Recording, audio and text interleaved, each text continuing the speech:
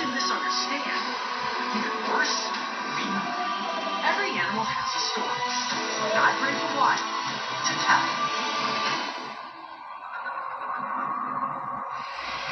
On this expedition, we're exploring a world that exists on the cusp of civilization, the intertidal pools of Australia. This location is home to some of the world's most fascinating marine creatures, many of which are incredibly venomous. And it's our goal to track down and get up close with those that can be considered deadly. Unlike other beaches around the world, one misplaced step along this shoreline could lead to your ultimate demise.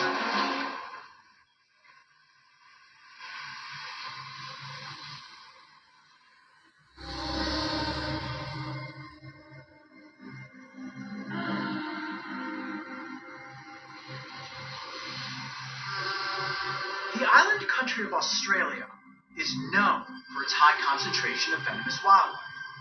From snakes to spiders, this wild place boasts some of the most dangerous creatures in the world, and its tide pools are no different. The shores of Australia's Sunshine Coast are a postcard mix of white sands, bright aquamarine water, and crashing waves. They are also home to some of the world's most dangerous tide pools. So what exactly is a tide pool? All continents are wrapped with shorelines. When the tide recedes, tide pools are formed. They are micro-ocean ecosystems that are revealed twice a day during peak tide. These isolated pockets serve as a temporary refuge for marine species that are awaiting the return of high tide. Now, the reason I think they're so much fun to explore is because you never know which animals you're going to encounter. Where the beach runs out and the tide pools are going to begin. And we've arrived here at the perfect time of day. The tide is receding back, which means all of these pools are going to become exposed. However, with the exposure comes a lot of dangers, specifically the environment. Slippery rocks, guys. Now this area here, check that out, totally dry because it's been exposed to the sun for a couple hours. But as we get deeper into the pools, it's going to get treacherous. So let's make our way through this boulder field and start looking for creatures. Take your time, guys. It's going to get slick right here. Maybe a lot more treacherous than we thought it was going to be, especially the water coming in. Just the weight of that water will take your legs. Whoa! You can slip and go down. And when you hit those rocks, you're going to hit hard. So take your time, guys. Let's find ourselves some tide pool creatures.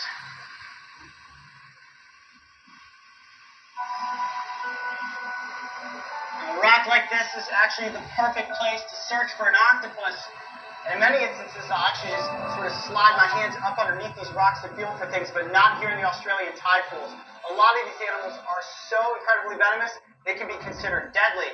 Interesting story is that just a couple weeks ago in this exact area, a tourist was here visiting Australia. She was in the tide pools and she saw a blue ring octopus. Did not know what the species was, picked it up and admired it, and then let it go. The thing that's so dangerous about this species is the bite also contains a numbing agent. So she was bitten, didn't realize it, and 20 minutes later, walking down the beach, collapsed in cardiac arrest. She had to be life flown to the hospital. There she was in coma for 2 weeks. Miraculously, she did recover and survive, but that's an indicator as to just how dangerous these creatures in the marine pools really are. All right, the tide's continuing to drop. The conditions are becoming optimal. I have a good feeling we're going to really start finding some creatures.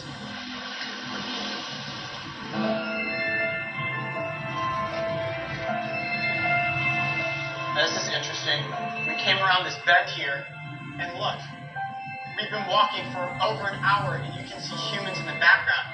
And that's what's so crazy about this environment. We are right on the cusp of wilderness and civilization, which is the perfect cocktail for danger. We have humans that are curious coming into the tide pools to look for different species, or just to have fun. And of course, they're coexisting with these extremely venomous creatures. Let's check down in this craggy area here and see what we can find.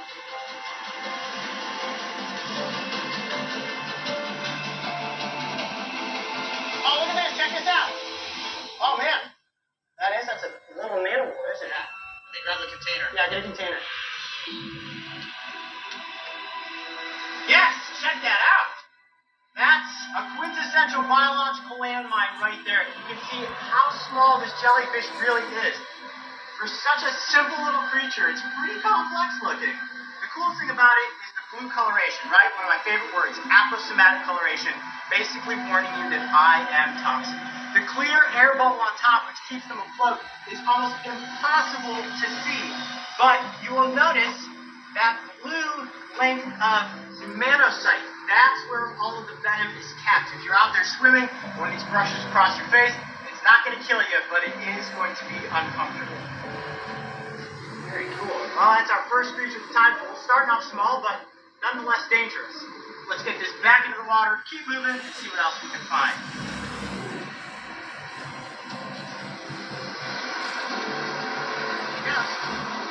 As the tide continued to recede, more tide pools were becoming exposed, increasing our chances for finding animals. One of the best places to look is under rocks. But then again, sometimes the least expected encounters can happen by simply being in the right place at the right time. Sea snake! That is a sea snake! Oh my goodness! Yes! He's extremely venomous. Oh, okay, he's like, somebody's in the environment. Sea snakes are some of the most toxic reptiles on the face of the planet. Let me see if I can lift it up here. I have to be very, very careful. A bite from this snake could kill you. Now, you don't oftentimes find sea snakes in tide pools, but with rough surf like this, you do have them getting pushed in, so that's probably why it is marooned here. Come right towards me there. I'm going to stay with my hand there. They're rather slow moving. Wow, okay, hold on a second. Let me get collected here for a moment. Did not expect to find this. Working with the sea snake, though, definitely will make you nervous. I just have to constantly keep my eyes on the reptile. I would say that this is probably would this be the second most dangerous snake species we've ever interacted with? This is top. Yeah. This is more potent than the yellow belly sea snake? Potentially, maybe equal. Okay. If they need to, they can move extremely quickly. So I don't want to agitate it too much. Let me see if I can lift it up here. Yep. Oh, no, doesn't strike at me. Oh, see, he's opening up his mouth there. What I'm going to do is just gently get control of his head so that we can keep him up a bit. And this will be safer for myself and the snake.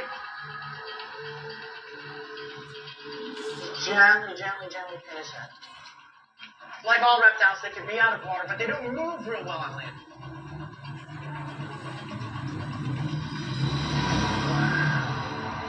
It is a neurotoxic venom that these snakes are armed with.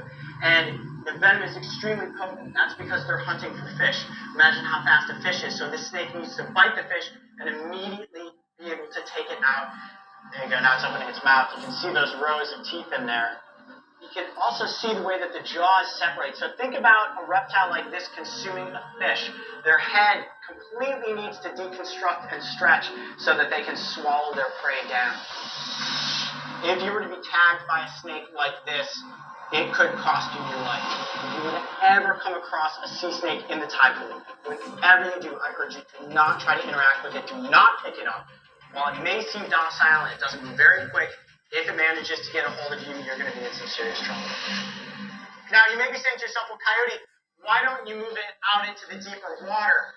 That turbulent surf would only throw the snake around. It would be very violent for it. So, as the tide continues to come in, which it's doing right now, we will eventually fill this pocket with water, and the snake will be able to gradually move its way back out into the ocean. Interacting with a highly venomous snake is never easy. Your heart races, your hands fight to keep steady, and your adrenaline skyrockets. Remember, just a single bite packs enough venom to kill a human. So far, I think it's safe to say that these tide pools are living up to their dangerous reputation.